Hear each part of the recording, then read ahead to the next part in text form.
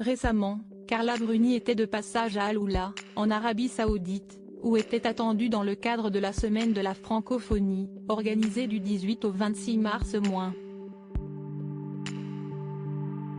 Seulement, suite à la mort de son beau-père, Paul Sarkozy, son séjour s'est rapidement écourté.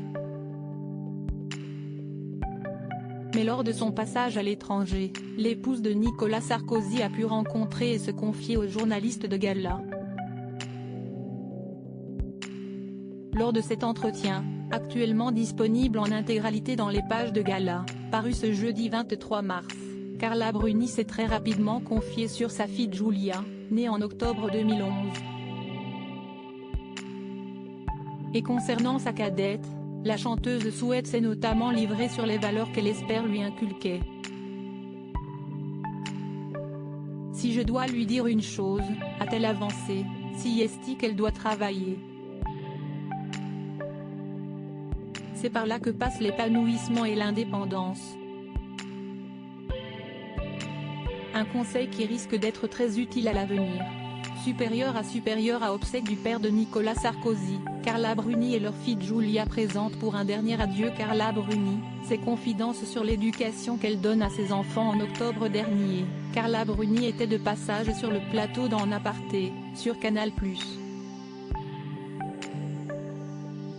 Et à la journaliste Nathalie Lévy, la mère de famille avait livré quelques petites confidences sur son rôle de mère avec ses enfants, Aurélien, né de sa précédente relation avec Raphaël Enthoven, et Giulia. Et en ce qui concerne la petite dernière, l'épouse de Nicolas Sarkozy avait ainsi pris le soin de s'exprimer sur le fait qu'elle était beaucoup plus âgée que les parents des autres enfants de la classe de sa fille. Je n'ai rien à voir avec ses parents. Ils passent leur temps à leur faire les devoirs, ils sont impliqués d'une manière atroce.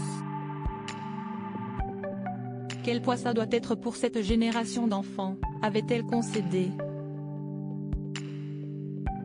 Car en ce qui concerne l'éducation qu'elle donne à ses enfants, la chanteuse de 55 ans maintenant a expliqué être une mère très proche de ses enfants. Je regrette d'être une mère beaucoup plus affectueuse, beaucoup plus proche, avait-elle indiqué.